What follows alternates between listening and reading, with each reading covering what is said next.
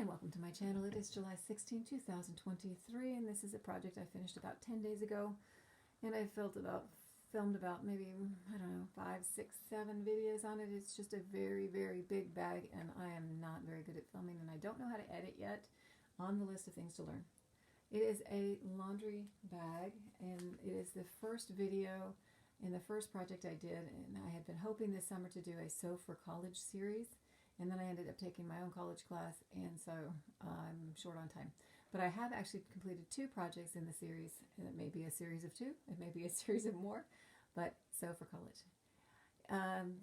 This is a laundry backpack, actually, and I'll show you the features in just a minute.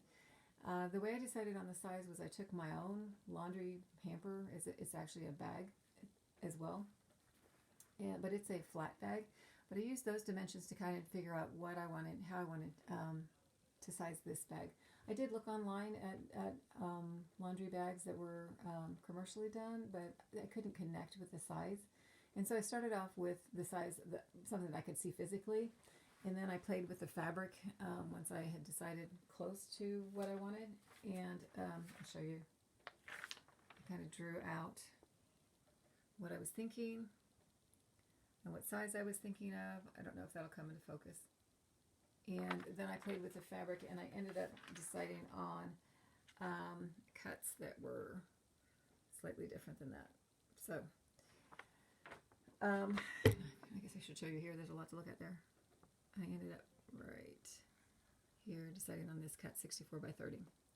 Oh no, the final size of that did end up being 19 inches wide by 26 inches high by 9 inches deep, with a pocket. This large pocket on the back is actually 11 inches wide by 12 inches high.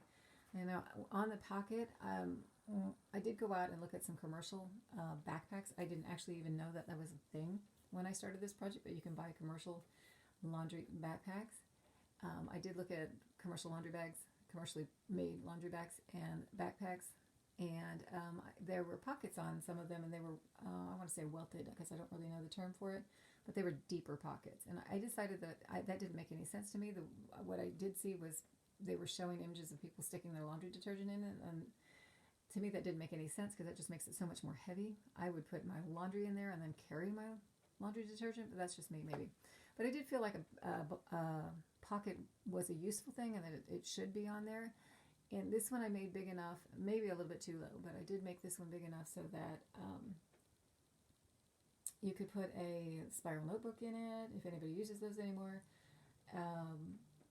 Some books will fit in it. I'm not sure. College books, when I went, used to be kind of big, but I still think I could have fit a college book in there if you're taking your books to read while you're doing your laundry. I don't even know. My book from this class that I was just taking was an online class, though, was online. So, but so that you could carry something else in it. And keep your hands free for carrying your laundry detergent, I guess. So I'm going to see. So the top of the pocket, and don't look too close because my stitching is not straight. The top of the pocket is, the stitching across the top is the Velcro that I put on it, and I probably should have done blue stitching, but I didn't. And it actually doesn't go from side to side with the Velcro. The Velcro only is in the center, and then there's a gap here, and that's so that you can get your fingers in to open the Velcro easier. And that's the case on both sides. This is just to kind of give a complete look of the stitching going all the way across, although I did it crooked on the one side, so oh well. And the reason I use Velcro is because that is going to be on the back of the bag, so you'll be wearing the bag and that'll be on the back, and Velcro is noisy when you open it. So if someone was trying to sneak in your bag, hopefully you would hear them trying to sneak in your bag on that. Maybe you could fill it with your snacks. So the top of the bag, the way I did the, let's see if I can get this taped up. Sorry, it's creaky. The way I did up here was I did decide to do grommets, and how I decided that was I was actually walking through my house and there was a little backpack, a small backpack, not one of mine, in my living room, and it was done with grommets. I was playing with the idea of how am I going to put the string, the drawstring in, and I didn't like the idea of using a channel because I didn't think it would cinch tight enough, and it's can kind of bind. And I thought about sewing loops, and I was like, well, that doesn't sound really good to me either. And I saw that, and I was like, oh yeah, grommets are the way to go. And I have a can snap press with the grommet attachment. Otherwise, I wouldn't do it, because before I got that thing, I absolutely despised putting grommets in. But I do have the equipment to do it with the can snap press, and it is super easy. And so that was the route that I went with that. I will tell you on the grommets, you do the grommets pretty much last on your bag. This one, it turned out I actually did an additional, I had an inspiration after I thought I was done, and I added more to it. But so I'm thinking, yay, I'm completely done. I just need to add the grommets, and I go around and I'm happy. I've decided that they're going to be 4 inches apart, and I'm pressing the little holes in, and I'm pressing in the grommets, and I'm all excited about how easy it is to do it. And I get done with them, and I look at it, and I'm admiring what I did, and I decide I'm going to feed the drawstring through, and I start feeding the drawstring through, and I get about to the 5th one, and I think, oh my gosh, I was not paying attention to how many grommets I put in. I could get done feeding this string through, and one will feed outside the bag, and one will feed inside the bag, because I wasn't paying attention. I got lucky. I have 14 grommets on there, and apparently it's even numbers will get you so both your strings hang in the same direction, either inside or outside your bag, whatever your choice is. So I finished feeding it through, and I was like, whew, worked. Now, if it had not worked, I would have just punched another grommet hole in the middle. I would have just taken it and probably punched one in the center back here, and had an extra hole here just so that my string would feed the right way. But I got lucky. So I'll leave it there so you can see. So here, let me do this feature here. You can kind of see right here, there's a couple strings, but right here there's a loop, so you can hang the bag on a hook. I'm not sure if a command strip, if you actually had it full, I'm not sure if you could do a command hook. I don't know how heavy those go. You might be able to loop it over the top of a hanger to hold it up. Or if it's empty, maybe you want to hook it, stick it on a hook to get it out of the way. My bet is it'll just end up on the floor. but anyway, one of the other things I saw on the commercials bag was someone had done a flap closure, and I didn't think that was a good idea either. But it kind of helps, in addition to having the drawstring closure, you have the flap closure, and it kind of keeps it closed a little bit more. So I thought, okay, I'm going to put this loop on here anyways. I'll put a loop on the opposite side as well. And I'll just put one of these little fake carabiner clasps so that you could hook it together. Now, it won't keep the drawstring, it won't keep it closed, but it might help with if the drawstring comes loose. Or it might not do anything. But so I added that to it. On the back of the backpack, the way I normally do, so the way this is done in order to backpack this is you have a triangle formation where you have a single point on the top, and the two, as you come down to the bottom, there's your triangle with the two on the two other corners here. Normally when I put on a backpack strap, I do the two at the top and the single at the bottom. And if I were to do this again, I would actually do that with the two on the top and the single on the bottom. I did it this way because the other bag that I was looking at in my house was done this way, and I don't normally sew it this way, so I thought, oh cool, I'll try that. But what happened was when I got completely done with the bag, I thought, oh man, I've been watching these videos about dorm life, and I noticed that they have bunk beds.